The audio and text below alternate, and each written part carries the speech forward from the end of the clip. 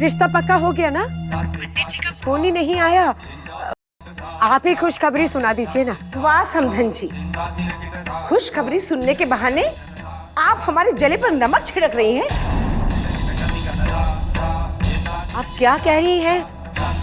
हम कुछ समझे नहीं। बहुत अच्छे से रिश्ता निभा रहे हैं आप लोग। अरे पहले तो हमारी बेटी को ससुराल छोड़ने पर मजबूर कर दिया, उससे भी जी नहीं भरा तो समझी जी हमारे घर में आकर हमारी बेइज्जती करके चले गए। अब रही सही कसर आप पूरी कर दीजिए फोन पर। अरे आप क्यों समधन जी को खरी खोटी सुना रही? उन्हें क्या पता यहाँ पे क्या हुआ? तो पता चलने दीजिए ना, क्या नौटंकी करके गए हैं बाप बेटी। अरे हमारी इज्जत का तो सत्यानाश कर गए। तुम बस करो, अपना ब्लड प्रेशर मत बढ़ाओ। दामाद जी आप बात करो। और दामाद जी हमें तो आपके घरेलू मामले में पड़ना ही नहीं चाहिए था।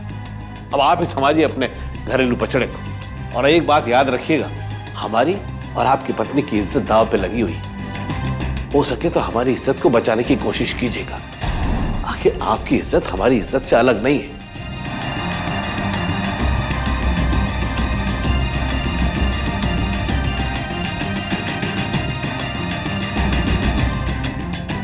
जी अम्मा। हमने सब सुन लिया। साफ साफ बताओ, क्या तमाशा किया है बाप बेटी ने? अम्मा हमें तो बाबूजी की दुर्बुद्धि पे तरस आता है। इतना अच्छा लड़का और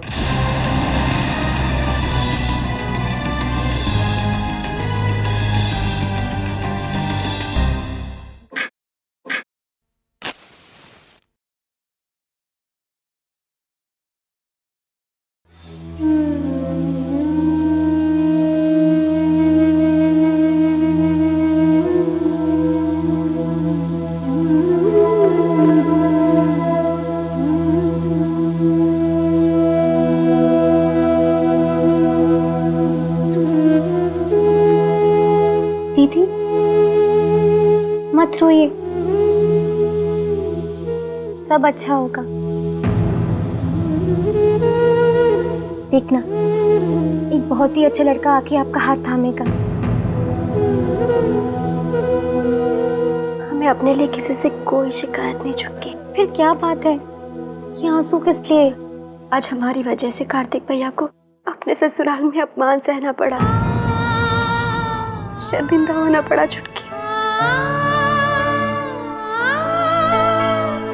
हमारे कारण पिता और बेटे पे अलगाव हो गया।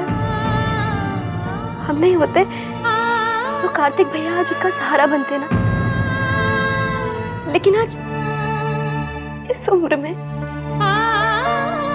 बाबूजी को सहारा ढूंढना पड़ रहा है। सारी मुसीबतों की जड़ सिर्फ हम है, सिर्फ हम है। आप कारण नहीं है, सब झूठ मूठ आपको कारण बनाते हैं। पता नहीं इस घर को क्या हो गया है, दुख से इस घर का पीछा ही नहीं छूट रहा है। अम्मा भैया को फोन करने गए, अब उन्हें सब कुछ पता चल गया, वो फिर से अपना सारा गुस्सा आप पर निकालेंगी। हमें इसकी कोई चिंता नहीं छुटकी। बस भोलेनाथ बाबूजी की मुसीबतों को दूर कर दे। देवता जैसे बाबूजी को आखिर किस बात की सजा दे रहे हैं भोलेनाथ? नर्क बना के रखी है तूने और तेरे बाप ने हमारी जिंदगी। हाँ? बाल छोड़ो दीदी का। बाल छोड़ दे, आज तो हम इसकी खाल भी खींच कर निकाल देंगे। दाएं बाप के साथ मिलकर हम सबकी जिंदगी खराब करती है। शादी नहीं करेगी, शादी नहीं करेगी। कार्तिक ने इतना अच्छा लड़का ढूंढा था तेरे लिए, सब तय कर दिया और पापी ने रिश्ता ही ठुकरा दिया। तू ही क्या सोचती है? स्वयंवर रच जाएगा तेरे लिए, तब चुनेगी अपना दूल्हा। जायन, तेरे कारण कार्तिक और बहू घर छोड़कर चले गए। आज हम भी तुझे इस घर में रहने नहीं देंगे। चल निकल, निकल यहाँ से। जायन, जिस घर में रहती है उसी घर के लोगों का खून पीती है। निकल, निकल घर से मेरे घर। क्या कर रही हैं आप? छोड़िए गंगा। देखे, गंगा की भलाई इसी में है कि वो ये घर छोड़कर चली जाए। हमारी आंखों के सामने रहेगी तो हम इसका खून पी लेंगे। कार्तिक ने इतना अच्छा रिश्ता ढूंढा और आप बाप बेटी ने उसके सारे किए कराए पर पानी भर दिया। अरे बेचारे के ससुराल में उसकी बेइज्जती कर दी और तो और उसके ससुराल वालों की भी इज्जत का तमाशा बना दिया। क्यों? कार्तिक तो नाराज हो ही गया ना।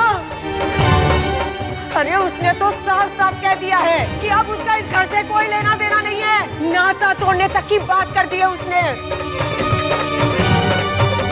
आपकी समझ में इतनी सी भी बात नहीं आई कि कार्तिक का दिल तोड़ेंगे तो इस घर में रोटी के लाले पड़ जाएंगे। एक बात साफ साफ सुन लीजिए, गंगा को ये शादी करनी ही पड़ेगी। हाँ, आप भी साफ सुन लीजिए, गंगा की शादी उस लड़के से नहीं होगी, नहीं होगी, नहीं होगी। क्यों? क्यों नहीं करेंगे? क्योंकि वो लड़का है भी है, वो लड़का दुष्चरित्र है। तो कौन सी बेदाग है आपकी बेटी? देखो, उसमें भी तो दाग है ना, कोई परी नहीं है आपकी बेटी। हर पिता के लिए उसकी बेटी परी से बढ़कर होती है। परी से बढ़कर होती है तो आज दिखा देते हैं कि हम उसे कैसे चुड़ैल बनाएंगे।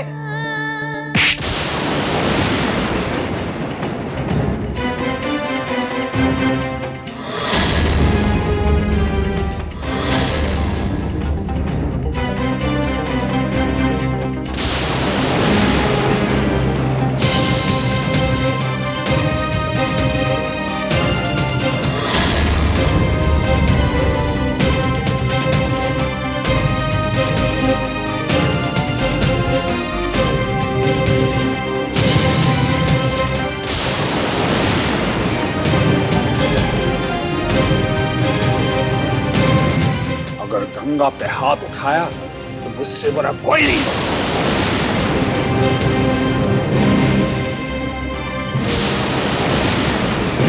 और एक बात कान खोल कर सुन लीजिए, हम उस लड़के से गंगा की शादी नहीं करेंगे और इस बात से आप घर में कोई शांति नहीं करेगी, ना ही गंगा को प्रताड़ित करेंगे। जिनको घर छोड़कर जाना था वो चले गए, अब केवल आप हैं जो गंगा से घृणा करती है।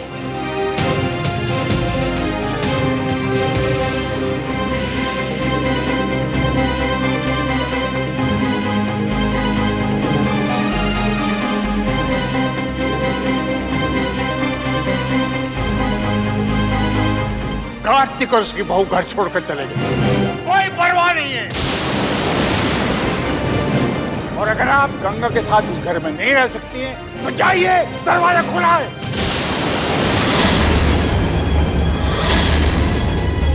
निकल जाइए यहाँ से, आप निकल जाइए, मेरी बेटी नहीं जाएगी, यही रहेगी मेरी बेटी। आप निकलिए, तुम जाओगी, मेरी बच्ची घर छोड़ के नहीं जाएगी, तुम जाओगी घर छोड़ के यहाँ से, कोई नहीं जाएगा यहाँ से, घर छोड़ के तुम जाओगी, कहीं नहीं जाएगी, नहीं जाएगी। अम्मा और भैया की सोच व्यवहारिक है बाबूजी। जब हम देवताओं को फूल चढ़ाते हैं तो उन ताजे फूलों में से हम मुरझाए हुए, कुमलाए हुए, गिरे हुए फूलों को अलग कर देते हैं। उन फूलों को हम देवताओं को नहीं चढ़ाते। देवियां सर्वगुण संपन्न होती हैं, इसीलिए उन्हें देवता मिलते हैं। लेकिन जब हम में ही दोष है तो हमें योग्य वर कैसे मिल सकता है बाबूजी? हमारे हाथ में जो फुलेरी है, लोग हमसे घृणा करते हैं, हमें छूने तक से कतराते हैं।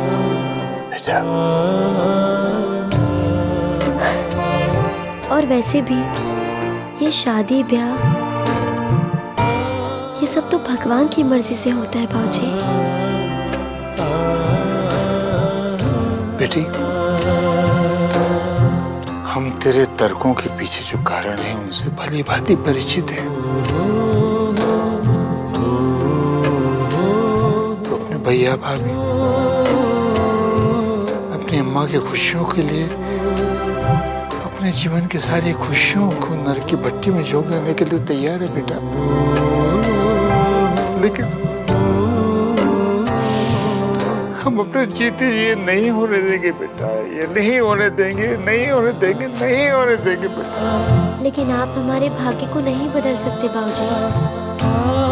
सोचिए अगर हमारी शादी के बाद लड़का ऐसा निकल जाता तब आप क्या करते? और अगर हमारे भाग्य में सुख लिखा है बाबूजी, तो हो सकता है शादी के बाद जीवन बाबू सुधर जाए।